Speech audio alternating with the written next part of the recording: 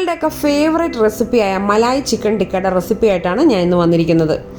സാധാരണ ഇത് നമ്മൾ റെസ്റ്റോറൻറ്റ്സിൽ നിന്നൊക്കെയാണ് കഴിക്കാറുള്ളത്.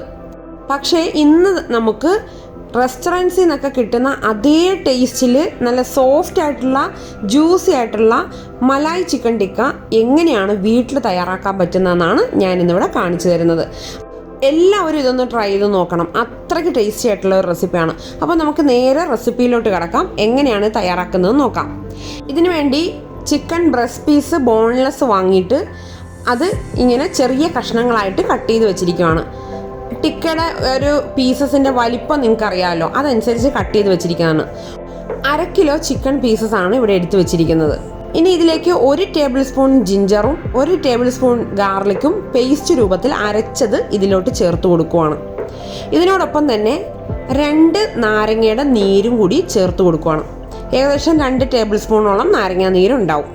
1/2 ടീസ്പൂൺ ഏലക്ക പൊടിച്ചതാണ് ചേർത്ത് കൊടുക്കുന്നത്.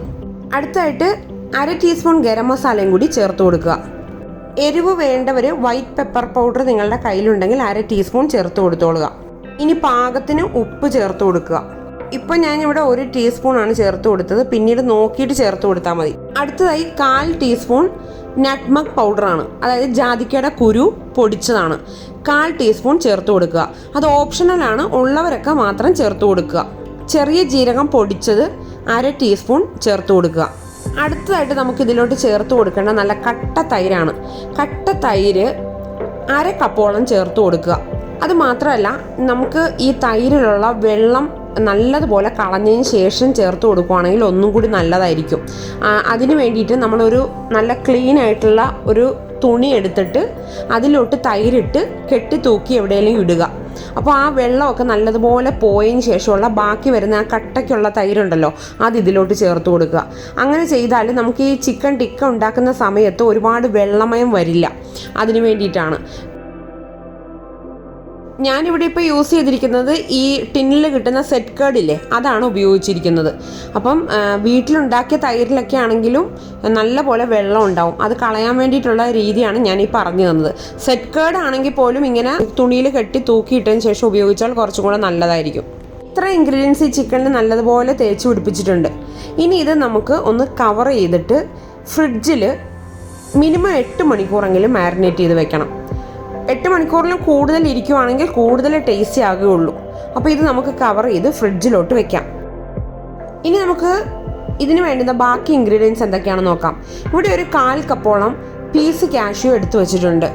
ഇനി ഇതിലേക്ക് നമുക്ക് 2 ടേബിൾ സ്പൂൺ കസൂരി മെത്തി ചേർത്ത് കൊടുക്കാം. ഉലുവ ഇല ഉണങ്ങിയതാണ് ഈ കസൂരി മെത്തി എന്ന് പറയുന്നത്. കസൂരി മേത്തി എല്ലാ ബേക്കറികളിലും സൂപ്പർ മാർക്കറ്റുകളിലെല്ലാം അവൈലബിൾ ആയിട്ടുള്ള ഒരു ഐറ്റമാണ്. അറിയാൻ പാടില്ലാത്തവരൊന്ന് ഗൂഗിൾ ചെയ്ത് നോക്കുക. ഇനി ഇതിലേക്ക് അല്പം വെള്ളം ഒഴിച്ചിട്ട് നല്ല പേസ്റ്റ് രൂപത്തിൽ അരച്ചെടുത്ത് വെക്കണം. അപ്പോൾ ഇത് സൈഡിലിരിക്കട്ടെ. ഇനി നമുക്ക് ആ മാരിനേറ്റ് ചെയ്ത് വെച്ച ചിക്കൻ എടുക്കാം.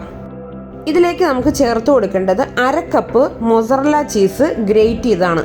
പിസ്സയ്ക്കൊക്കെ ഉപയോഗിക്കുന്ന ചീസാണ് ഈ മൊസറല്ല ചീസ് എന്ന് പറയുന്നത്. അത് 1/2 കപ്പോളം ഇതിലേക്ക് ചേർത്ത് കൊടുക്കണം. ഇനി ഇതിലേക്ക് ചേർത്ത് കൊടുക്കേണ്ടത് ഒരു 1/4 കപ്പോളം മല്ലിയില പൊടിയായിട്ട് ചോപ്പ് ചെയ്തെടുത്തതാണ് ചേർത്ത് കൊടുക്കേണ്ടത്. എനിക്ക് മല്ലിയില ഇവിടെ അധികം കയ്യിലില്ലാത്തത് ഇരുന്നുകൊണ്ടാണ് ഞാൻ കുറച്ച് ചേർത്ത് കൊടുത്തിരിക്കുന്നത്. 1/4 കപ്പോളം നിങ്ങൾ ചേർത്ത് കൊടുത്തോളുക. ഇനി നമുക്ക് അരച്ച് വെച്ചിരിക്കുന്ന കാഷ്യൂവും കസൂരി മേത്തിയും കൂടി ഇതിലോട്ട് ചേർത്ത് കൊടുക്കാം. ഇനി ഇത്ര ഇൻഗ്രീഡിയൻസ് നല്ലതുപോലെ ഒരു ഫോർക്കോ സ്പൂണോ ഉപയോഗിച്ച് ഈ ചിക്കനിലൊക്കെ പൊതിഞ്ഞിരിക്കുന്ന രീതിയിൽ മിക്സ് ചെയ്തെടുക്കുക. ഉപ്പ് കുറച്ച് കുറവ് പോലെ തോന്നി, അതുകൊണ്ട് ഞാൻ കുറച്ചും കൂടി ഉപ്പ് ചേർത്ത് കൊടുക്കുവാണ്. ഇപ്പോൾ എല്ലാ ഇൻഗ്രീഡിയൻസും ചിക്കനിൽ നല്ലതുപോലെ പൊതിഞ്ഞ് ഇരിക്കുന്നുണ്ട്. ഈ ചീസും തൈരും എല്ലാം നല്ലതുപോലെ മിക്സായി വന്നിട്ടുണ്ട്. ഇനി ഇത് നമുക്ക് ഗ്രില്ല് ചെയ്തെടുക്കുകയാണ് ചെയ്യേണ്ടത്. അപ്പം 2-3 തരത്തിൽ ഇത് ഗ്രില്ല് ചെയ്തെടുക്കാം. റെസ്റ്റോറൻറ്റ്സിൽ നിന്നൊക്കെ വാങ്ങുന്ന ഈ മലായ് ചിക്കൻ ടിക്ക അവർ ബാർബിക്യൂ ചെയ്തിട്ടാണ് തരുന്നത്. അപ്പോൾ നല്ല ഒരു ടേസ്റ്റായിട്ട് കിട്ടും. അപ്പോൾ നമുക്ക് വീട്ടിൽ ബാർബിക്യൂ ചെയ്യാനായിട്ടുള്ള സൗകര്യങ്ങളൊന്നും ഇല്ലാത്തതുകൊണ്ട് അതെങ്ങനെയാണ് നമുക്ക് വീട്ടിൽ ആ ഒരു ടേസ്റ്റും ആ ഒരു ഫ്ലേവറൊക്കെ കിട്ടുന്നത് എന്നുള്ളത് ഞാൻ ഈ വീഡിയോയിൽ പറഞ്ഞു തരുന്നുണ്ട്. ശ്രദ്ധിച്ച് വീഡിയോ സ്കിപ്പ് ചെയ്യാതെ ലാസ്റ്റ് വരെ കാണുക. അപ്പോൾ ഇതേപോലെയുള്ള ഒരു വുഡൻ സ്ക്യൂവർ എടുത്തിട്ട് അതൊരു 10 മിനിറ്റോളം വെള്ളത്തിൽ കുതിർത്തി വെക്കണം ആദ്യം. അങ്ങനെ കുതിർത്തി വെച്ച സ്ക്യൂവറിലോട്ടാണ് നമ്മൾ ഈ ചിക്കൻ കോർത്തിടേണ്ടത്. കനലിലിട്ടിട്ടാണ് നമ്മളിത് ചെയ്യുന്നതെങ്കിൽ, അതായത് ബാർബിക്യൂ ചെയ്തിട്ടാണ് ഇത് ചുട്ടെടുക്കുന്നതെങ്കിൽ എന്തായാലും ഈ സ്ക്യൂവർ 10 മിനിറ്റോളം വെള്ളത്തിൽ കുതിർത്തിയിടണം. അല്ലെങ്കിൽ ഈ സ്ക്യൂവർ ആദ്യം തന്നെ കരിഞ്ഞു പിടിക്കും.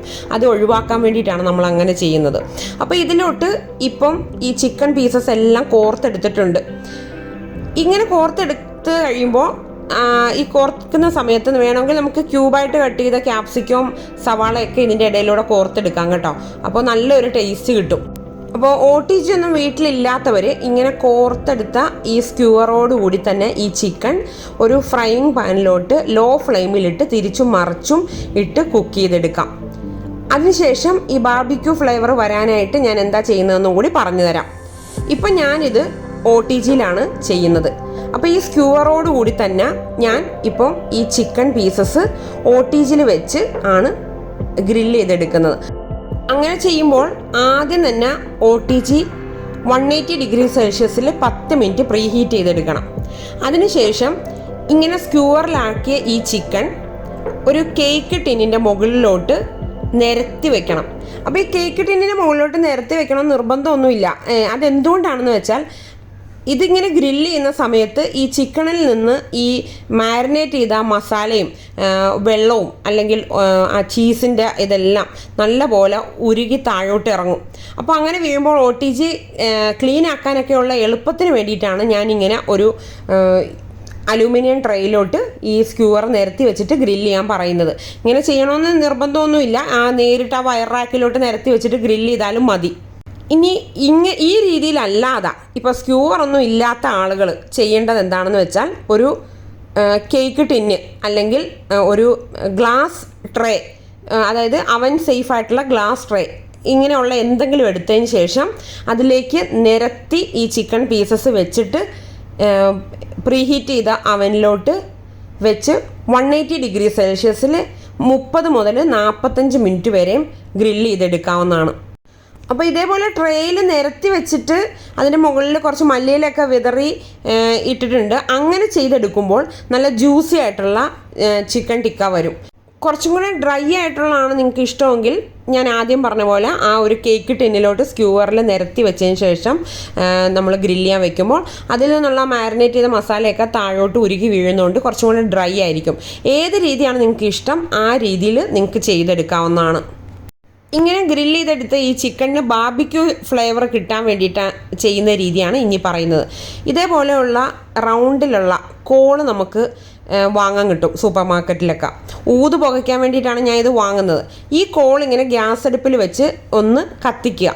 അതിനുശേഷം ഇതുപോലെയുള്ള ഒരു സ്റ്റീൽ ബൗളിലോട്ട് ആ കോൾ എടുത്ത് വെച്ചതിന് ശേഷം 1 ടീസ്പൂൺ സൺഫ്ലവർ ഓയിൽ ഒഴിച്ച് കഴിയുമ്പോൾ ഇതിങ്ങനെ നല്ലപോലെ പുകഞ്ഞു തുടങ്ങും. എന്നിട്ട് ഈ ഗ്രില്ല് ചെയ്ത ട്രേയുടെ നടുക്കോട്ട് ആ സ്റ്റീൽ ബൗൾ എടുത്ത് വെച്ചിട്ട് ഒരു എന്തെങ്കിലും വെച്ച് നല്ലപോലെ ഒന്ന് കവർ ചെയ്യുക. അങ്ങനെ 10 മിനിറ്റ് വെക്കുമ്പോൾ നല്ലപോലെ ഇതിനകത്തൊരു സ്മോക്കി ഫ്ലേവർ വരും. അതായത് ഒരു ബാർബിക്യൂ ഫ്ലേവർ ഇതിനകത്ത് വരും. അങ്ങനെയും കൂടി ഇത് ചെയ്തെടുത്താൽ നല്ല അടിപൊളി ടേസ്റ്റിലുള്ള നല്ല ജ്യൂസി ആയിട്ടുള്ള മലായി ചിക്കൻ ടിക്ക റെഡിയാകും. എല്ലാവരും ഇതൊന്ന് ട്രൈ ചെയ്ത് നോക്കണം. അത്രയ്ക്ക് ടേസ്റ്റി ആയിട്ടുള്ള റെസിപ്പിയാണ്. അധികം ബുദ്ധിമുട്ടൊന്നും ഇല്ലാതെ നമുക്ക് വീട്ടിൽ തന്നെ ചെയ്തെടുക്കാൻ പറ്റിയ ഒരു മലായി ചിക്കൻ ടിക്കയുടെ റെസിപ്പിയാണ് ഞാൻ ഇന്നിവിടെ കാണിച്ചു തന്നിരിക്കുന്നത്. എന്തെങ്കിലും സംശയങ്ങളുണ്ടെങ്കിൽ കമൻറ്റിലൂടെ ചോദിക്കാവുന്നതാണ്. അപ്പോൾ എല്ലാവർക്കും ഈ വീഡിയോ ഇഷ്ടപ്പെട്ടുവെങ്കിൽ ഒന്ന് ലൈക്ക് ചെയ്യുക, ചാനൽ സബ്സ്ക്രൈബ് ചെയ്യുക, സപ്പോർട്ട് ചെയ്യുക. മറ്റൊരു നല്ല റെസിപ്പിയായിട്ട് നമുക്ക് അടുത്ത ദിവസം കാണാം.